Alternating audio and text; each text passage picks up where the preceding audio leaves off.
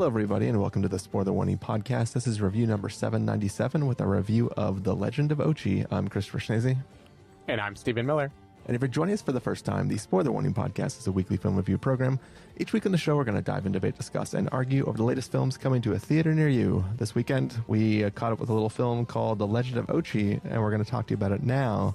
But before we get started, Stephen, I have to ask, was it a little weird seeing the live-action trailer for How to Train Your Dragon right before watching this movie?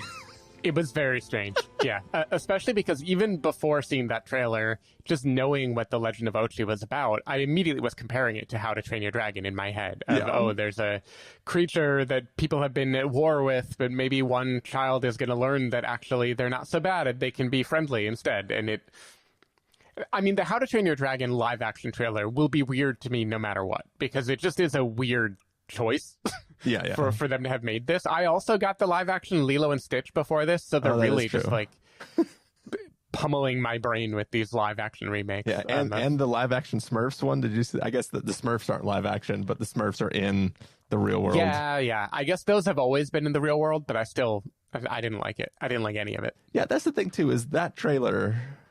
It's just called Smurfs. Like, they dropped all the subtitles and everything. So it's almost like it's a reboot. But they were talking about it being novel that they're in the real world, but they were always in the real world, right? I think they were. Like, maybe they weren't, like, whatever, walking around a big city, but certainly real actors were alongside them. Because I feel like Neil Patrick Harris has been involved in Smurf movies in the past, and I will not look it up. He just gives that energy. He just gives Smurf. Yeah. Nice. All right. Well, yeah, I'm just going to go. We're just going to start talking for a long time about children's films. This film, though, do you think this is a children's film? Like, obviously, it's a film following a child and a little creature thing, but it's like an A24 film. My theater only had adults in it. Yeah. And I don't know. And also, I haven't seen this advertised at all. Like, I had seen a trailer for it because I saw it, when I was looking up showtimes one time. It was like, ooh, new trailer for new A24 film, The Legend of Ochi. And I was like, all right, I'll check this out. But I don't think it was ever advertised to me. So they're not pushing it hard for children, right?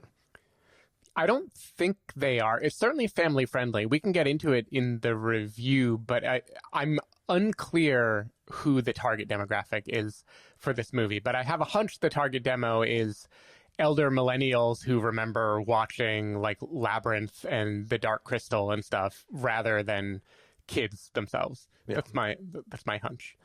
One other thing that I'm going to burn here because it makes no sense in a review, but before I went and watched this movie, I happened to be listening to a podcast that was political in nature. And so it was making fun of how J.D. Vance and his family were with the Pope right before the Pope passed away.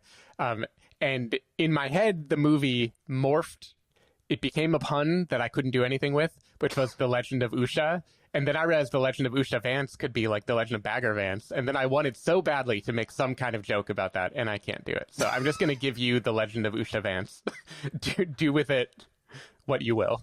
I'm going to be honest, Stephen. I'm going to do nothing with it, but I appreciate that you got a chance to get it out before the review. It feels good. It feels good.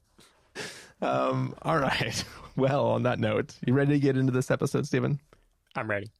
Let's take a listen to the trailer for The Legend of Ochi and then come back and give you all a review. On foot, boys. Dad, are we going to see one? Stay close by my side. I was born on a small island in the Black Sea. People say it's a dangerous place. There are bears and wolves and something else. Something people fear is much worse.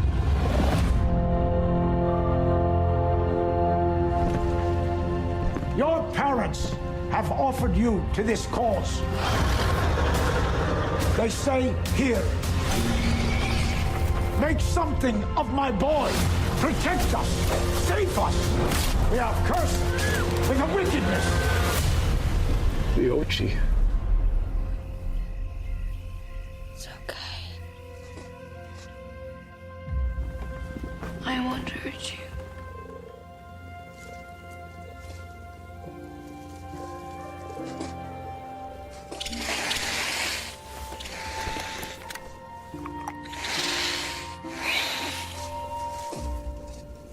You're not like they say.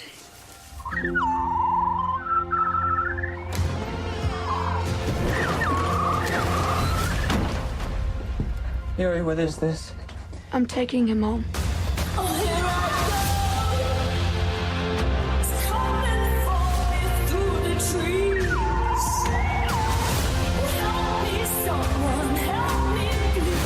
She's been kidnapped! Let's go! Are you hungry? You'll be torn apart. They can't be our pets. He's my friend. Yuri! I'm coming for you! Stay close by my side. I can talk to you! I'm not asking you to understand. Yuri, we're your family!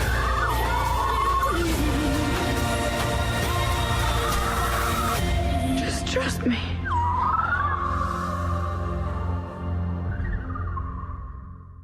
All right, so that was the trailer for The Legend of Ochi. It is the story of a young girl who lives on a remote village in the island of Carpathia, and she was raised to fear these little creatures, or I guess big creatures called the Ochi.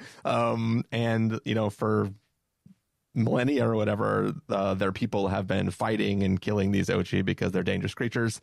One night on a hunt, she ends up, or after a hunt, she ends up finding a little baby Ochi, so cute, and sort of befriends it. And it's the story of her kind of leaving home to try to reunite this Ochi with the other Ochi. Stephen Miller, what did you think of The Legend of Ochi? Oh, no, she didn't. Another non sequitur. I need to do something because there's not that much to talk about with the plot of this movie. The Legend of Ochi, what a strange, interesting thing to exist in the year of our Lord 2025.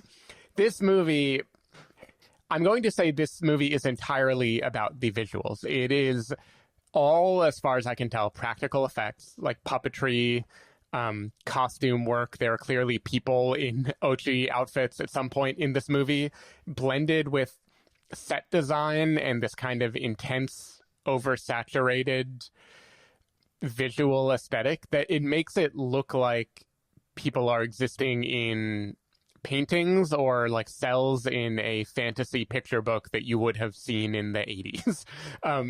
There is something very unique about the look and feel of this movie. And I have to assume the director, Isaiah Saxon, who before this was most known for directing a Bjork music video, which I think tracks very well with the style of this movie. I have to assume he started with the visuals and then figured, okay, I need to make some sort of basic plot architecture on top of this so I can turn it into a movie. Because the plot itself, in almost every way I could possibly judge it, makes little sense. As far as I can tell, that it doesn't even feel like a movie to me. It feels like a series of vignettes of moments that he wanted to happen so he could visually portray them. Actors who are almost riffing on the template of a movie they've seen 1,000 times before, and they're like, oh, you know this type of character, so I'm just gonna zigzag around the actual character beats and just do fun things that are riffing on that type of thing a person would do. It's very hard to explain because this movie strikes a tone that by look and feel seems to have a lot of wonder, right? There is the How to Train Your Dragon moment, the first encounter of Yuri with this little baby Ochi that she meets. There's the like coming to understand each other. There's some feeling of we're both wild and lost, and we both understand that we're a little unruly and hard to pin down. But then everything characters actually say and do feels like a movie that is making fun of the idea of a heartfelt childhood story. You know, Willem Dafoe is having a lot of fun in this movie as a guy who is almost like Wes Anderson levels of parodying what a self-serious person would act like. Yuri, as a main character, she's compelling to watch, but she is very, very, very prickly in ways that feel like a joke. Like, she's very offbeat. You don't get a lot of heartfelt conversation from her. You don't get a lot of really anything indicating what she wants or what she's trying to accomplish. The whole movie feels like a joke and a heartfelt ode to childhood fantasy at the same time. And I really don't understand as a movie what Isaiah Saxon wants this to communicate. Now, as a nostalgia piece, as a thing that will remind you of how it felt to watch The Goonies or The Neverending Story or whatever, these movies that like aren't actually great from the 80s but mattered a lot to you at the time because they're just like weird and memorable, I think this movie is very, very, very successful. Nearly every decision it makes in terms of having an actor utter a line of dialogue, I don't totally get. I laughed a good amount. Like, there's a lot of clear comedy in this movie. Clear? Like, clear, I would say. Like, Yuri... I don't want to spoil the movie, but is it even spoilable? I don't know. Yuri runs away from home. Willem Dafoe, he goes to her empty room. He reads a note that she left that is in very curt, plain dialogue, basically being like, don't follow me. Yeah, it's kind of very off-kilter. And then he looks at a poster of a band she loves where the poster phrase is "kill the father," which seems like maybe a way of describing how she feels about her home life. And then he like sentimentally turns on the album and it is like mega death metal screamo music. There's another moment in a supermarket where a character is very calmly serving a customer, then asks them to pause for a second and pulls out a rifle so you can go chase Yuri and the Ochi. There are things that are to me, they only make sense in the mindset of this being a very off-kilter comedy, right? This is like a Yorgos Lanthimos doing 80s fantasy adventure or something.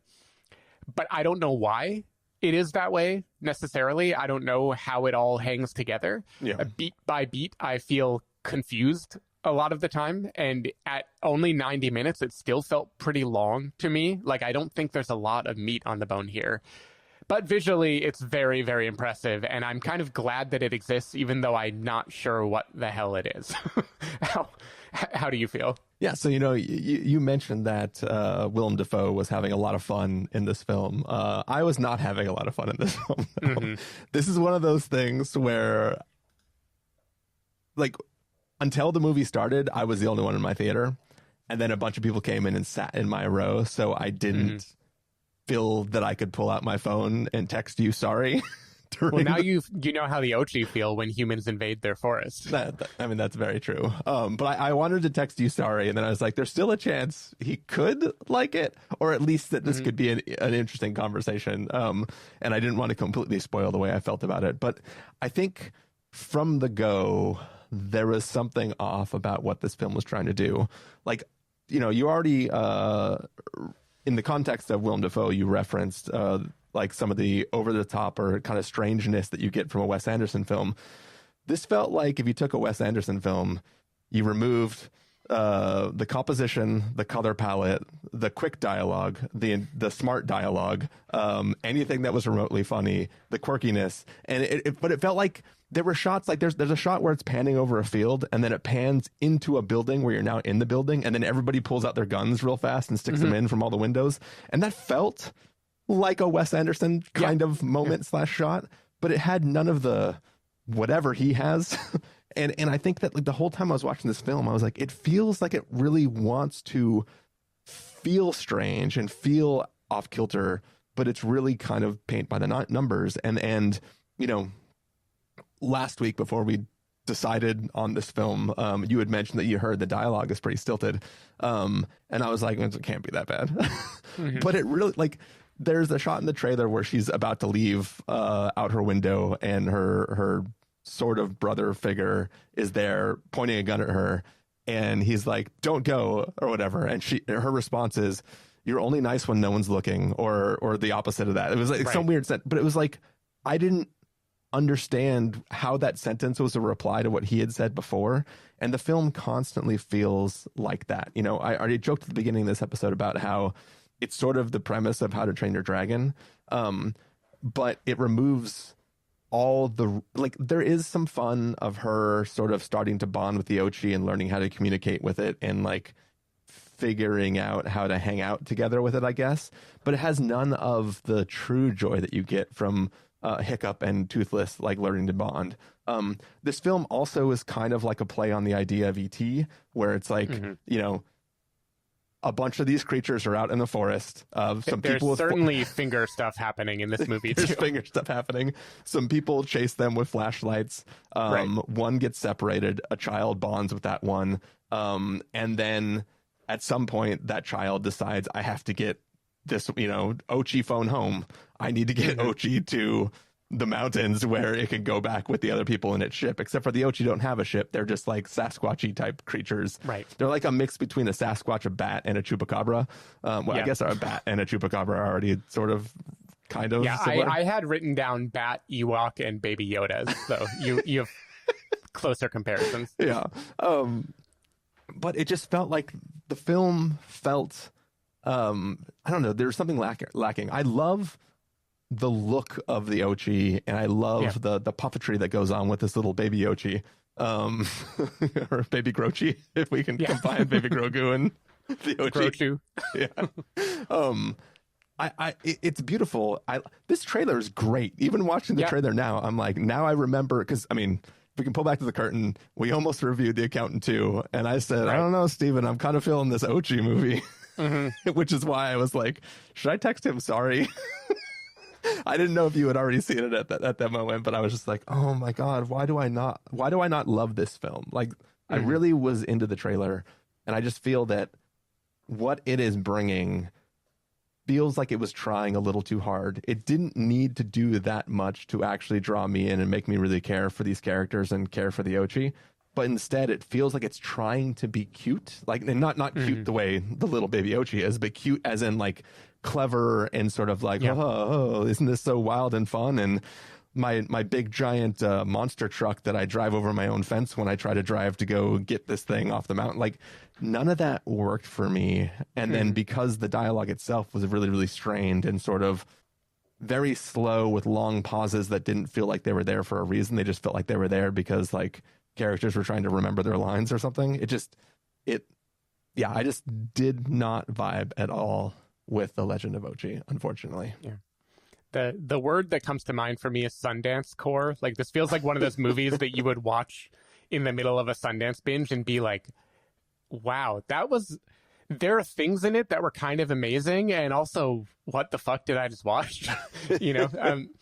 Like, I really don't disagree with you about much of anything, except I may be a little bit more generous to it just because I do think the visuals are so impressive. And I kind of went in, because I had heard some of the buzz, I went in assuming that I was going to see a tapestry of visuals and some vague connective tissue that wouldn't be satisfying. But yeah, the best way I could explain it when I was leaving the theater is the plot feels too thin and too convoluted at the same time. You know, there's very, very, very little that really happens in this movie. It's over pretty much the second you think anything near a resolution is happening. It tees up this idea of Yuri's parents, you know, Willem Dafoe and Emily Watson, and what might have happened in their past, as if it were some, again, a legend. It's a myth. It's one of those things where you're going to find out what happened to the mom, and she's, you know, in Quantumania the whole time, and now you're going to, you know, like there's a million stories you can compare this to. But then it just kind of like, we spend time with the characters, but the time we spend with them is not really, it isn't exposition, and it also isn't communicating non-verbally what happened. It's just extended periods of time where Emily Watson and Willem Dafoe get to have fun acting, but it isn't building together the character moments that would define a coming of age story. They're just like there. The amount of screen time given to them is right, but what they do with it has nothing to do with anything you would want if you were trying to make us care for Yuri or understand where she's coming from or root for some kind of reconciliation of the family. it feels like this was a movie that it was 3 hours long, and then they decided to shrink it. And they just shrank it using like an auto editing tool that cut it in half. And then whatever it chose to drop or not drop was just completely random. Yeah. Just very strange. I like to think about the cast and how they do here. And my notes in this regard are very weird. It's like Helena Zengel as Yuri is ... good. I don't know. She's off kilter and strange. She doesn't give us a lot to understand her, but I assume that's her direction. Finn Wolfhard, I don't know what he was supposed to do in the movie. I feel like he doesn't really exist in the movie at all, except to just be told that he's only nice when no one is looking. Yeah. Dafoe and Watson, like, they're definitely having fun. They're chewing scenery. They're doing a thing. I don't know why that thing is or what it's for. And you're right, because this is not in the hands of a Wes Anderson. This is not in the hands of someone who is going to tie it together with zippy dialogue and cleverness and have the one moment late in the runtime that blows your mind and makes it all connect together. This is a movie that otherwise has booger jokes and gross out humor and cute kiddie things, and it just doesn't really come together in any meaningful way. Which is, it's just weird to me because it is clearly a passion project of Isaiah Saxon. Clearly he wrote and directed this. He's been trying to make this get made for a long time. He cares a lot about this. And I'm just surprised that a thing you care this much about, you didn't take a second pass or get feedback on whether the story is satisfying. Like, why not serve up? You're already giving us visuals that challenge the audience in some way. Why not hang that together with a very typical arc and typical story beats so it goes down smooth? I don't really understand why it pairs weird with weird. It feels like too much. Yeah. Too much of a maybe good thing. Yeah. And even like the climax of the film itself is, again, visually beautiful. Makes not a damn lick of sense. Yeah. And then the movie's over and you're like, huh, all right, I guess I can go now. Yeah, I don't know if Sinners just wired me to expect a post-credit scene, but I felt like there had to be an epilogue coming. Like, we had the big moment, and I was thinking, surely there's going to be something after this that kind of gracefully ends the movie, but nope, the credits are just up.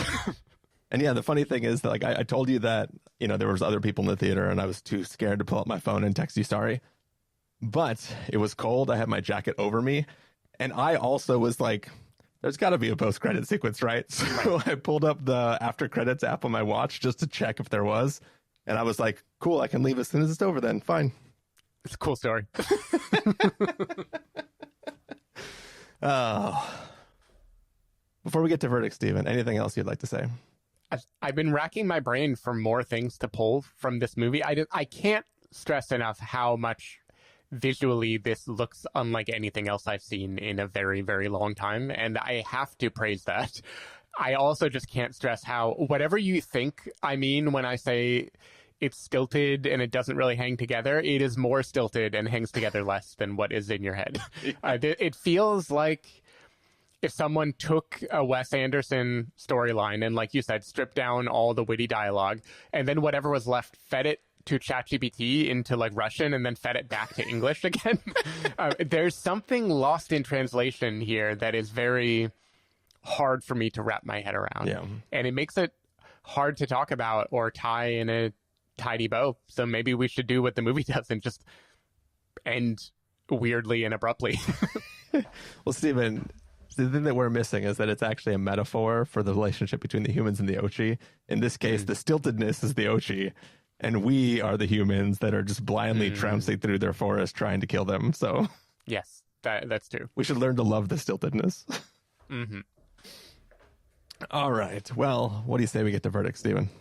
Let's do it. If you were going to give this a must-see, recommend with a caveat, wait for rental, pass with a caveat, or a must-avoid, what would you give it? I'm still giving it a wait for rental, just because I think the visuals really are pretty stunning at times, and there is nothing like this movie. So I'm happy that it exists. I hope Isaiah Saxon can use these tools now that he's gotten this out of his system in service to maybe a more conventional movie. Don't get me wrong, I like oddballs, but oddball is very much a matter of personal taste, and this one did not work for me. But I think these skills applied to pretty much anything else I would be very into. So yeah, it's right down the middle to me. It's weird. It is memorable in moments, but the plot doesn't really hang together. What if you did a live action remake of Flow, but with puppeted That would be awesome. animals? That would be great. Steven, unfortunately, I think you're a little too kind for this film. For me, it is going to be a pass with a caveat. There is the caveat, which is the thing that made you keep it at least at, where you did. But for me, it just was not feeling it. I was not feeling it from the beginning. and it never quite won me back, no matter how beautiful like the ending set piece was for the film. So we could have watched The Accountant too. I know. I don't regret it because this was shorter, I assume. Yeah. That's probably the case. All right, that is going to do it for our review of The Legend of Ochi. Stephen Miller, if people want to find you throughout the week, where can they do that? People can find me at Threads or Blue Sky or Letterboxd at sdavidmiller or sdavidmiller.com. People can find me at ChristopherInRealLife.com or ChristopherIRL on a number of social platforms. You can find the podcast over at thespoilerwarning.com, where you get a bunch of the back episodes of the show. If you want to subscribe to the show, you can do so in Overcast, YouTube, Apple Podcasts, or wherever podcasts are found. If you want to know when the episodes go live, you can follow us at twitter.com/spoilerwarning, facebook.com/thespoilerwarning, or instagram.com/thespoilerwarning. If you want to get a hold of us directly, you can send an email to fans@thespoilerwarning.com, or you can use the contact form on our site. Music for this episode will come from a track selected from artlist.io, so hopefully you enjoyed that.